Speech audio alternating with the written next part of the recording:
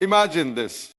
A man boards a plane to Saudi Arabia with a heart full of sins, regrets, mistakes, and a past he is not proud of. He walks through the holy lands of Makkah and Medina. He raises his hands on the plains of Arafah. He cries, he repents, he begs his Creator for a second chance. And when he returns home, he's not the same man anymore. Some say he's quieter, some say he's more generous, some say he looks different, but they can't quite explain why. And some say he never returned at all.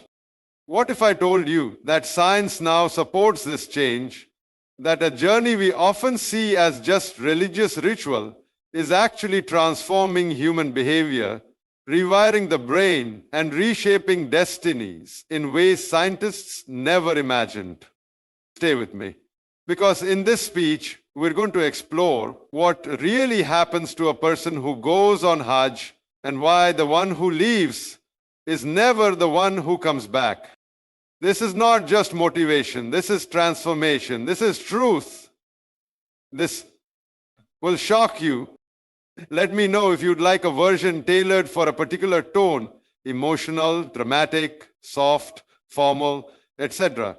Our audience, youth, scholars, general public, spiritual transformation is real and measurable. This statement, once considered purely philosophical or religious, is now increasingly supported by modern science, particularly neuroscience and psychology.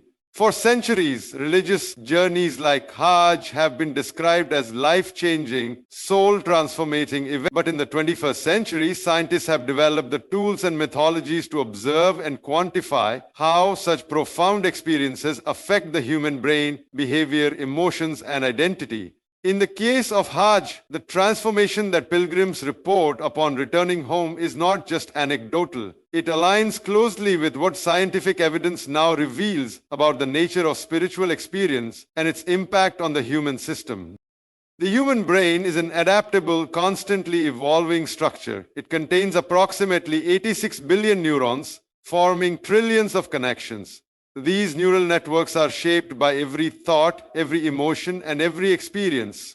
When a person undergoes a powerful emotional or spiritual experience, such as standing in Arafah, circling the Kaaba, or reciting the Talbiyah with millions of others, the brain does not passively observe these events. It actively encodes them, reacts to them, and reorganizes itself based on them. This is called neuroplasticity, the brain's ability to change its structure and function based on input from the environment.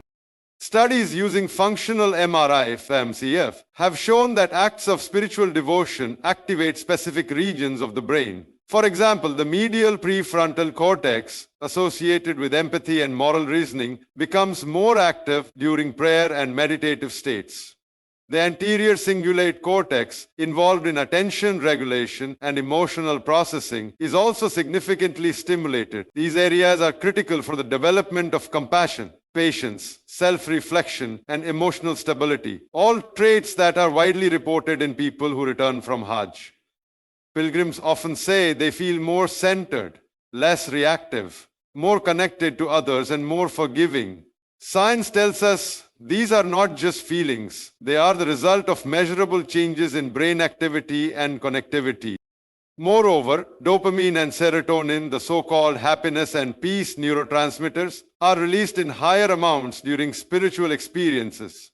While these chemicals are commonly associated with pleasure, their role in religious and spiritual states is more nuanced. They promote a deep sense of inner satisfaction and meaning, something more lasting than fleeting happiness.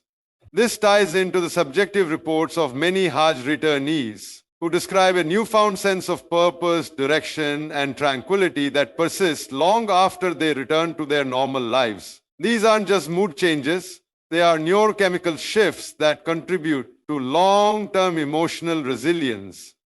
One of the most profound aspects of Hajj is its structured deprivation. The simple white clothing of ihram, the lack of distinction among people, the absence of luxury, and the rigor of the rituals. From a psychological perspective, this sudden withdrawal from material comforts, titles, and ego-feeding stimuli leads to a recalibration of identity. When a person is no longer seen as a businessman, a professor, or a politician, but just as a servant of God among millions, the ego that is built over years begins to dissolve. This process is transformative because it forces the brain to reevaluate self-worth and significance. Identity becomes less about external labels and more about internal alignment with purpose and values. Cognitive psychologists have long spoken about schema, the mental structures that shape how we perceive the world. A person's schema can be deeply changed through transformative experiences.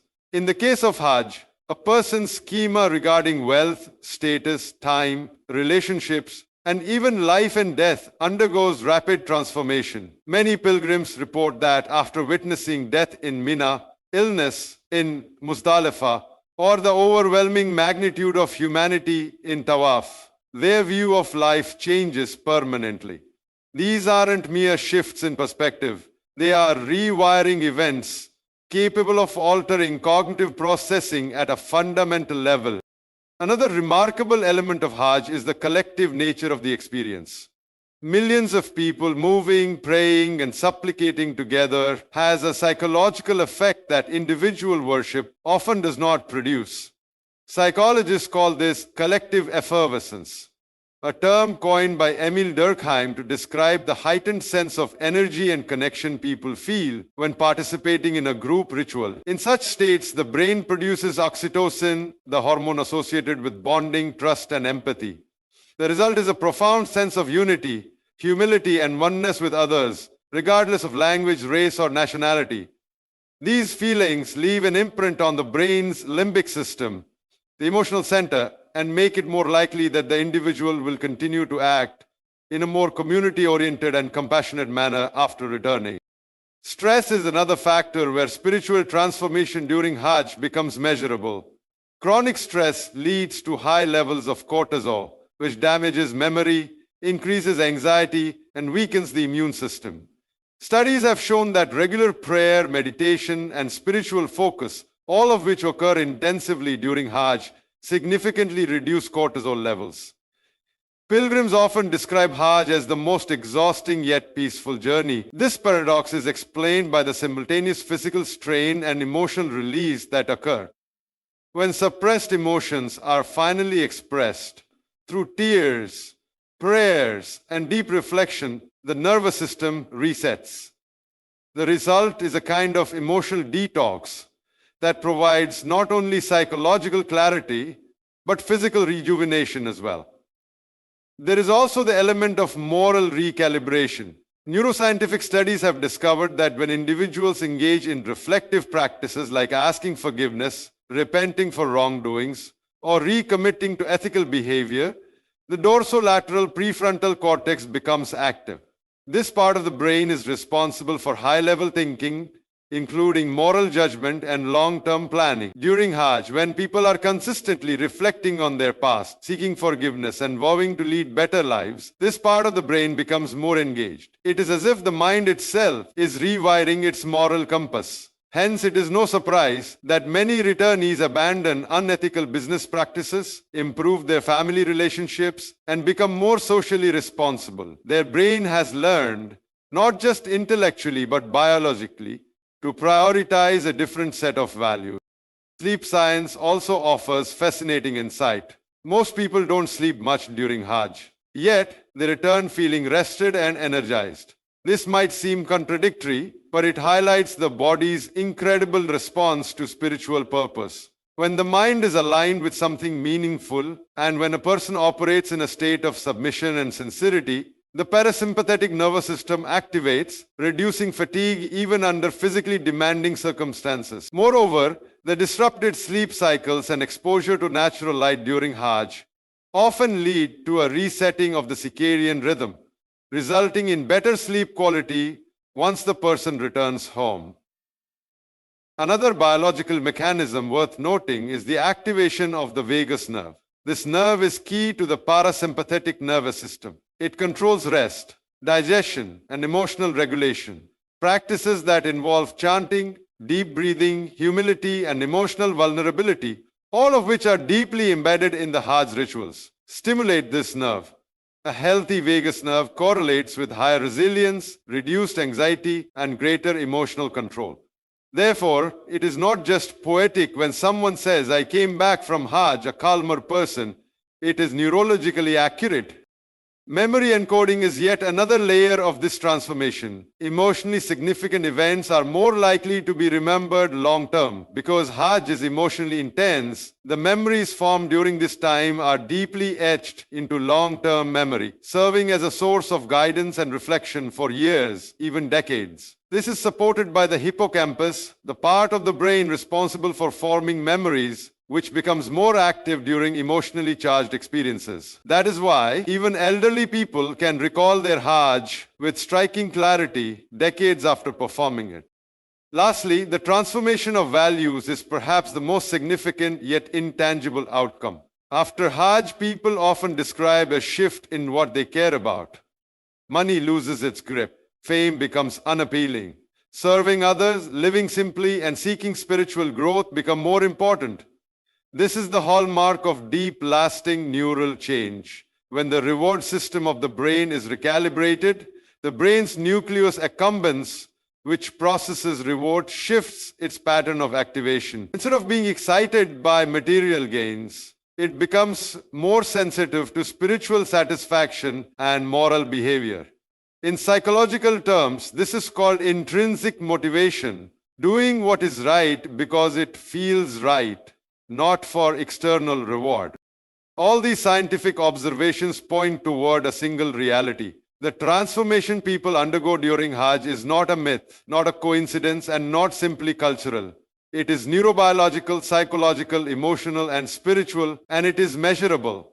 When someone says, "The person who went on Hajj never returns the same," they are not only speaking from the heart, they are speaking a truth that science itself is now beginning to understand.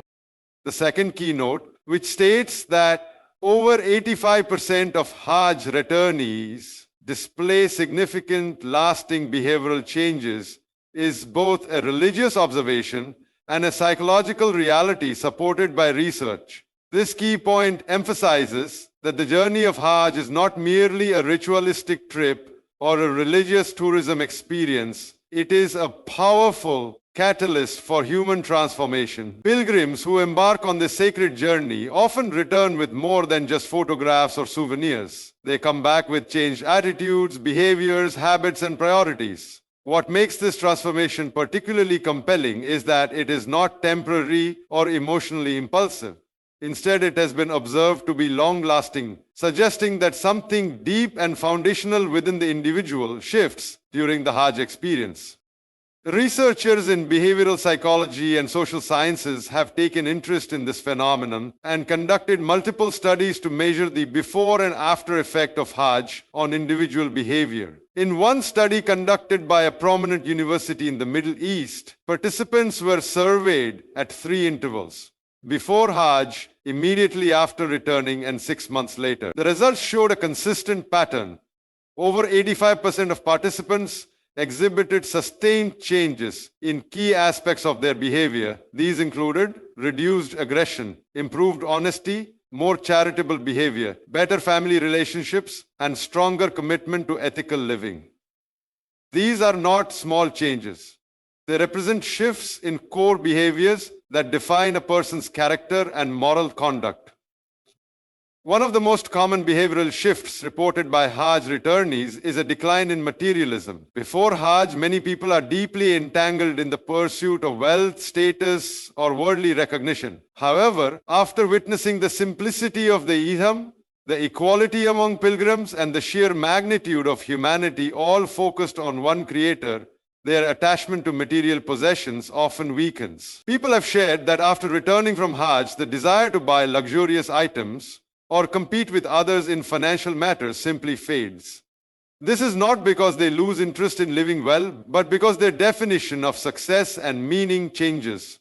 They begin to value contentment over consumption, relationships over rivalry, and giving over gaining.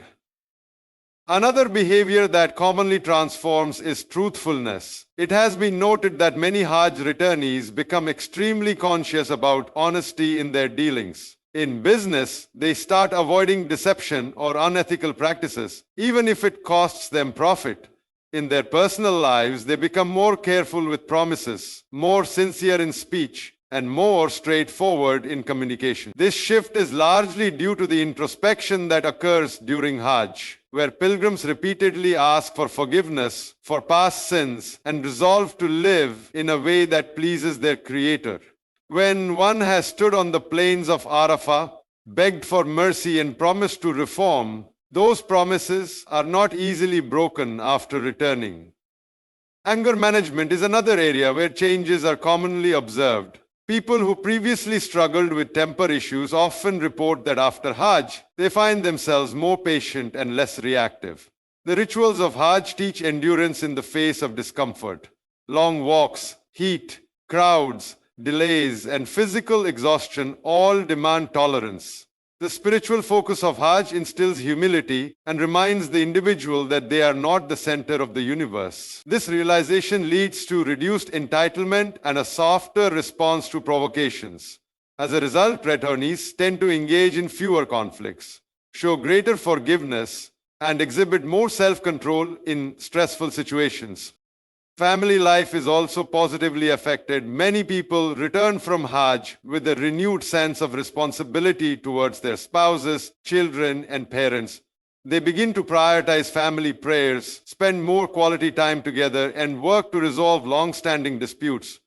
Reconciliation with estranged family members is commonly reported. This change can be linked to the spiritual reflection encouraged during Hajj, where one is reminded of the rights of others, the shortness of life, and the importance of fulfilling one's duties before death. Pilgrims often return with the desire to make things right while they still can, and this desire turns into real actions that heal relationships.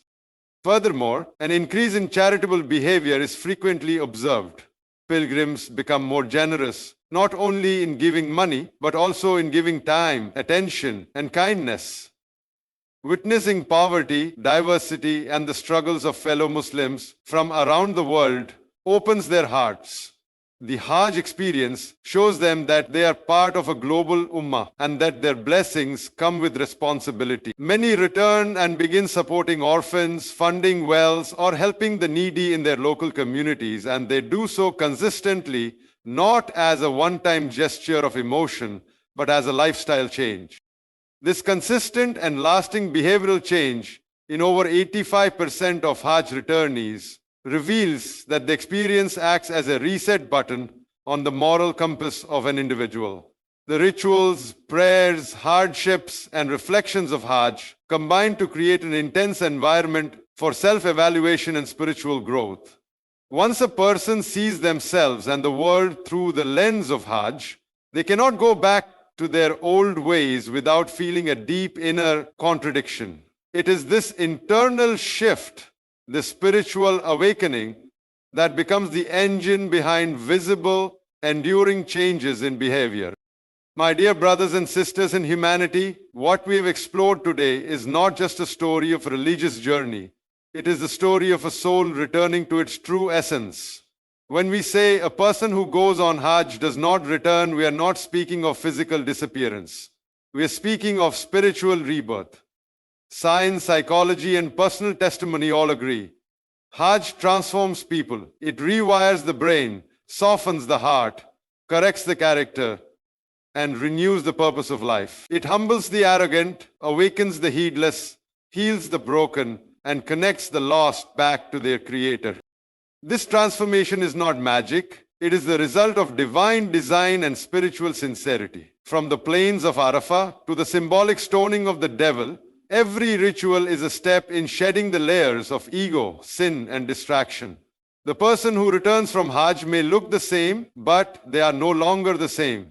Their outlook, behavior, priorities, and inner peace are all elevated. Science is only now catching up with what Revelation taught us 1400 years ago. That Hajj is not just an obligation. It is a cure for the soul and a restart for the heart. May Allah grant all of us the opportunity to experience this life-changing journey. And for those who are about to embark on Hajj 2025, may your journey be accepted, your transformation be complete, and your return be the beginning of a new, purified life. Remember, it is not just about reaching Makkah. It is about letting Makkah reach your heart. Thank you for listening with open minds and open hearts. May your search for truth and transformation continue beyond today. May peace, clarity, and purpose be with you always. Good luck.